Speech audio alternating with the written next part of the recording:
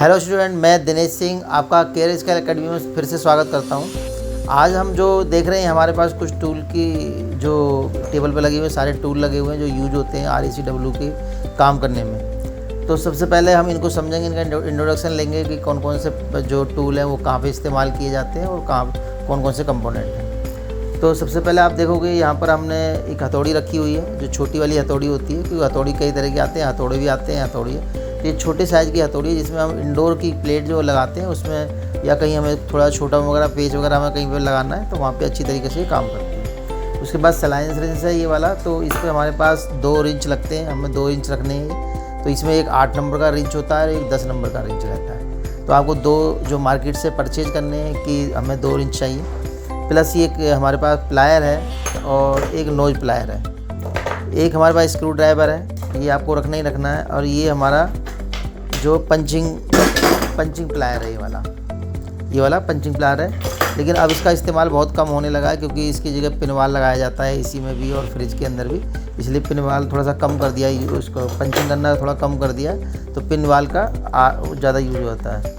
ये हमारी अक्सा है जो हम नॉर्मली छोटी मोटी कोई हमें कटिंग करनी होती है उसमें हम इसको इस्तेमाल करते हैं। ये हमारी वेल्डिंग टॉर्च कहते हैं इसको। तो ये इसमें ये बूटन कैन है, इसके साथ फिट करके फिर हम इससे कोई भी हम ब्रेजिंग कर सकते हैं। ये हमारा हीट गार्ड है जो इसके आगे लगता है, जो हमारी चीज़ें आगे ना जलें उनको प्रोटेक्शन भी देता है, प्लस ये हीट को जल्दी से हमारे गर्म करने में मदद भी करता है। तो ये भी आपको लगाना ही लगाना है जब भी आप कोई भी ब्रेजिंग कर रहे हो। दूसरा नंबर हमारे पास ये फ्लेयर टूल है, यानी कि फ्लेयर डाई है। तो इसमें ये हमारी डाई होती है और ये वाला हमारी ये योग होती है। तो इसमें हम कोई सी भी पाइप जो भी हम बनाएंगे उसके जो इसमें ऑलरेडी साइज़ लिखे हुए उसी हिसाब से पाइप को आपको डालना है और फिर हमें यहाँ पर इसको फ्लेयर में बनाकर और इसको लगा देना है। और जो भी फ्लेयर बाहर निकलता है वो ज़्यादा नहीं निकलता, सिर्फ इतना आता है जितना इसके अंदर फ्लेयर बना हुआ है। ऑलरेडी आप देखोगे यहाँ पे कट बने हुए हैं, उतने ही फ्लेयर आपने निकालने हैं। तो हर कंपनी के उस हिसाब से उसमें साइज़ के लिए फ्लेयर का बना हुआ है, तो उस हिसाब से उतना ही आपको निकालना है। ये हमारे पास ट्यूब कटर है। ट्यूब कटर हम क्यों इस्तेमाल करते हैं कि कैपिलरी जब हम काटते हैं, यदि हम प्लास से काटें या वैसे नॉर्मली हम ट्यूब उससे कटर से काटें, वाटर कटर से, तो क्या होता है कि जो कैपिलरी ट्यूब है वो थोड़ी दब जाती है और उसका जो डाया है वो कम हो जाता है। तो इसलिए उसका डाया कम ना हो, इसलिए हम इसको कैपिलरी ट्यूब को इस्तेमाल करते हैं, जो कि कैपिलरी ट्यूब के हिस्से को दबाव नहीं देती है, सिर्फ कटिंग करती है। तो इसका स्पेस होता, जो इसका स्पेक बना होता है वो सही तरीके से काम करता है।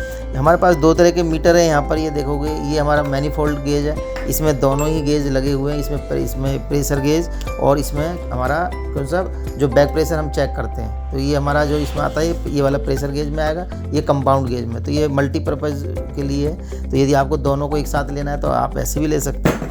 और ये अलग से सेपरेट मीटर है। तो आप इसमें देखोगे कि जो ये रेंज है ये 800 तक की रेंज का ये प्रेशर गेज है। तो पहले जो मीटर आते थे 500 की रेंज तक आते थे प्रेशर गेज, और अब 800 के आसपास ये प्रेशर वाला गेज आता है।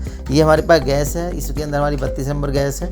तो जो भी मशीन में आपको गैस डालनी है तो आपने कम से कम 2 सिलेंडर, AC की टीम है तो उसने कम से कम 2 सिलेंडर हमें रखने ही रखे हैं। फिर हमारे पास यहाँ पर जो है ये एम्पियर मीटर है, इसको क्लैम मीटर भी कहा जाता है। तो इसमें आप देखोगे कि तो इसको हम किसी भी चीज़ में हमें एम्पियर चेक करने के लिए इसको एम्पियर मोड पे लगा देना है यहाँ पर, और वायर में इस तरीके से डाल देना है, तो ये एम्पियर बताएगा। और यदि आपने वोल्टेज चेक करने हैं तो इस पर वोल्टेज की ऑलरेडी रेंज लिखी है, AC करंट है, DC करंट है, जो भी करंट है आप उस पर मीटर को लगा के चेक कर सकते हो।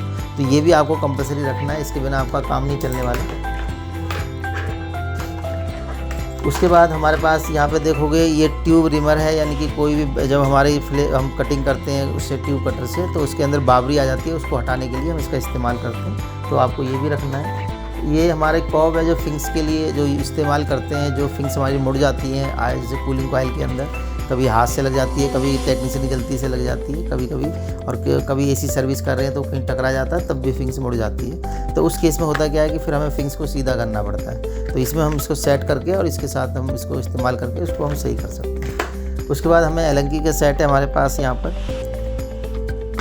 तो ये सभी प्रकार के एलंकी के सेट है, तो आप इसमें रख सकते हो। वैसे हमारे AC के अंदर सिर्फ मात्र 4 तरह की एलंकी का इस्तेमाल होता है, तो आप पूरे सेट में से 4 एलंकी अलग से भी सेपरेट निकाल सकते हो और अलग से 4 हम कैपिलरी वो जो है इसकी एलंकी ले सकते हैं। ये मेजरमेंट जो हमारा मीटर है इससे हम अपना मेजरमेंट करते हैं, और जितना भी जैसे स्प्लिट AC लगाना है या पाइपिंग करना है वो सारा इसी से काम होता है। ये हमारी ट्यूब कटर है जो हम कॉपर की पाइप को काटते हैं तो उसके लिए हम इस्तेमाल करते हैं। तो इसके अंदर जो 5 वेट तक की पाइप को काट सकते हैं मैक्सिमम, क्योंकि इससे ऊपर की पाइप को इसमें जगह नहीं होती है इसके अंदर, इस वजह से आप इसको 5 वेट तक की पाइप को नॉर्मल तरीके से काट सकते हो। ये हमारे पास ये चार्जिंग लाइन है। चार्जिंग लाइन यदि आप एसी का काम करना चाह रहे हो तो आपको 3 तरह की चार्जिंग लाइन रखनी है, यानी कि 2 R22 की रखनी है और 1 R32 की रखनी है। 32 वाली ही गैस चार्जिंग 410 में भी काम आ जाती है और 32 नंबर में भी आ जाती है, और 22 नंबर की तो आपको कंपलसरी दो रखनी है। तो इस प्रकार ये हमने टूल की कुछ आपको जानकारी दी थी। टूल और भी बहुत सारे आते हैं, तो जितना आपको ज़रूरत के हिसाब से आप टूल को आपको रखना ही रखना है। तो आज हमने समझा टूल के बारे में। अगली वीडियो में हम अलग टॉपिक के लिए आएंगे। धन्यवाद।